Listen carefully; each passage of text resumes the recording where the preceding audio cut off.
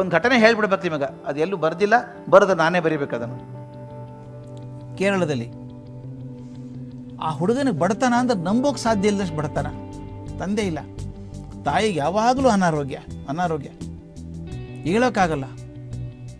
ಆ ಹುಡುಗ ಶಾಲೆಗೆ ಬರಬೇಕು. ಆ ಶಾಲೆಯಲ್ಲಿ ಮೊದಲನೇ ಪೀರಿಯಡ್ ಗಣಿತ.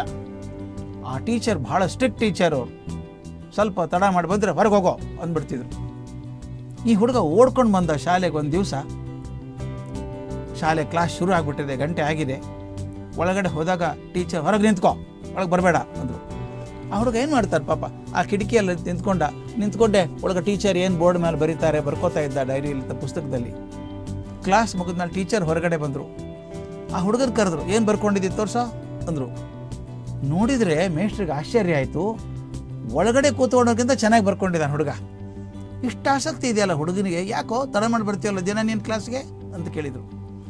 ಆ ಹುಡುಗ ಅಳ್ತಾ ಹೇಳಿದ, ಸರ್ ನಮ್ಮ ಅಮ್ಮನಿಗೆ ಹೇಳೋಕ್ಕೆ ಆಗಲ್ಲ ಸರ್, ನಮ್ಮನ್ನು ಯಾರೂ ಮುಟ್ಸ್ಕೊಳ್ಳಲ್ಲ ಸರ್.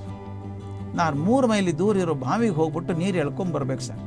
ಬಂದು ಮನೇಲಿಟ್ಟು ಅಮ್ಮನಿಗೆ ಅಡುಗೆ ಮಾಡಿ ಆಕೆಗಿಟ್ಟು ನಾನು ಡಬ್ಬ ತುಂಬ್ಕೊಂಡು ಓಡಿ ಬರ್ಬೇಕು ಸರ್. ನಮ್ಮ ಮನೆಯಿಂದ ಬಸ್ ಇಲ್ಲ, 3 ಕಿಲೋಮೀಟ್ರ್ ದೂರ ಇದೆ ಮನೆ ನಂದು, ಓಡ್ಕೊಂಬರ್ತೀನಿ, ಹೀಗಾಗಿ ಒಂದು ದಿವ್ಸ ಲೇಟ್ ಆಗುತ್ತೆ ಸರ್ ಅಂದ. ಮೇಷ್ಟ್ರು ಬೆನ್ನು ತಟ್ಟಿದ್ರು, ಚಿಂತೆ ಮಾಡಬೇಡ ಕಣೋ, ನಾಳೆಯಿಂದ ಲೇಟಾಗಿ ಬಂದರೂ ಒಳಗಡೆ ಬಂದು ಕೂತ್ಕೊ ನೀನು, ಆಮೇಲೆ ಶಾಲೆ ಬಿಟ್ಟ ಮೇಲೆ ನನ್ನ ಹತ್ರ ಕೂತ್ಕೊ, ಒಂದು ಅರ್ಧ ಗಂಟೆ 3/4 ಗಂಟೆ ನಾನು ಹೇಳ್ಕೊಡ್ತೀನಿ ಅಂತ ವಿಶೇಷವಾಗಿ ಹೇಳಿಕೊಟ್ರು ಹುಡುಗನಿಗೆ. ಆ ಹುಡುಗ ಬೆಳೆದ, ಕಾಲೇಜಿಗೆ ಹೋದ. ನಿಮಗೆಲ್ಲ ಗೊತ್ತಿದೆ IFS ಅಂತಿದೆ, ಇಂಡಿಯನ್ ಫಾರಿನ್ ಸರ್ವಿಸ್ ಅಂತ.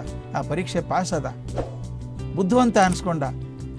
ಅಮೇರಿಕೆಯಲ್ಲಿ ಭಾರತದ ರಾಯಭಾರಿ ಆದ, ಮುಂದೆ ಭಾರತದ ಉಪರಾಷ್ಟ್ರಪತಿ ಆದ, ಮುಂದೆ ಭಾರತದ ರಾಷ್ಟ್ರಪತಿ ಆದರು. ಯಾರು ಗೊತ್ತಾ? KR ನಾರಾಯಣನ್. ಕೇಳಿದ್ದೀರಲ್ಲ, ಗೊತ್ತಿಲ್ಲ. KR ನಾರಾಯಣನ್ ಬಡತನದ ಬೆಂಕಿಯಲ್ಲಿ ಬಂದಂಥವ್ರು.